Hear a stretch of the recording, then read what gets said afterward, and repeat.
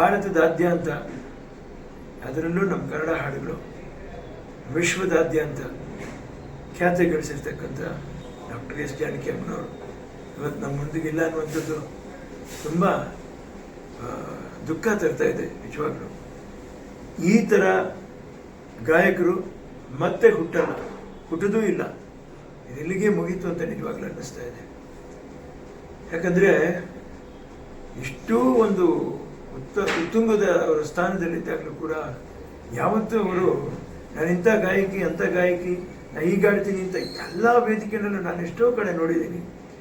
ನನಗೆ ಸ್ವಲ್ಪ ಗಂಟ್ಲು ಒಂಥರ ಇದೆ, ಹಾಗಿದೆ ಹೀಗಿದೆ ಅಂತ ಹೇಳ್ಬಿಟ್ಟು ಅವ್ರು ಏನು ಹಾಡಬೇಕು ಅದನ್ನು ಕರೆಕ್ಟಾಗಿ ಹಾಡಿ ಮುಗಿಸಿ ಯಶಸ್ಸು ಕೀರ್ತಿನ ಗಳಿಸ್ಕೊಂಡು ಇವತ್ತಿನವರೆಗೂ ಶ್ರೇಷ್ಠ ಗಾಯಕಿಯಾಗಿ, ಬರೀ ಗಾಯಕಿ ಅಲ್ಲ, ಒಳ್ಳೆ ವ್ಯಕ್ತಿತ್ವ ಅವ್ರದ್ದು. ನಮ್ಮ ಮನೆಗೆ ನನ್ನ ತಾಯಿಯವ್ರನ್ನ ಕಂಡ್ರೆ ತುಂಬ ಇಷ್ಟ ಅವ್ರಿಗೆ. ಕಷ್ಟ ಸುಖ ನೋವುಗಳನ್ನ ಮಾತನ್ನು ಹಂಚ್ಕೊಡೋರು. ಅಪರೂಪಕ್ಕೆ ನಾನು ಹಾಡಿದಾಗ ಹಾಡಪ್ಪ ನೀನು ಹಾಡಲ್ಲಿ ಇಂಪ್ರೂವ್ ಆಗಬೇಕು ಅಂತ ಹೇಳಿದವರು ಪಾಪ. ಅವತ್ತು ಅವರಿಲ್ಲ ಅನ್ನುವಂಥದ್ದು ತುಂಬಾ ನನಗೆ ನೋವು ಕೊಡುತ್ತೆ. ತಾಯಿ ಮಡಿಲಲ್ಲಿ ಚಿತ್ರದ್ದು ಆ ತುಣುಕು ಮರೆಯೋಕ್ಕಾಗಲ್ಲ ರೀ. ಗಂಡಸಾದರೂ ಕೂಡ ಹೆಮ್ಮನ ಕಂಠನ ಎಂದೂ ಮರೆಯೋಕ್ಕಾಗಲ್ಲ. ಏನೆಂದು ಹಾಡಲಿ ನಾನಿನ್ನ ಕೊಡಲಾಗಿ, ನೀ ನನ್ನ ಉಸಿರಾಗಿ, ನೀ ಮನಸ್ಸು ಮಾಡದೆ ಬೆರಳಿಂದ ನುಡಿಸದೆ, ಏನೆಂದು ಹಾಡಲಿ.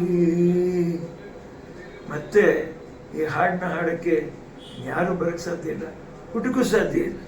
ಅದೇ ರೀತಿ ಎಳೆ ಮಕ್ಕಳು ಕಂಠನ ಅವರು ಅಮ್ಮ ನೀನು ನಕ್ಕರೆ ನಮ್ಮ ಬಾಳೆ ಸಕ್ಕರೆ, ಸಿಡುಕದ ನಿನ್ನ ಮಕ್ಕಳ ಮೇಲೆ ತೋರಬಾರದೆ ಅಕ್ಕರೆ.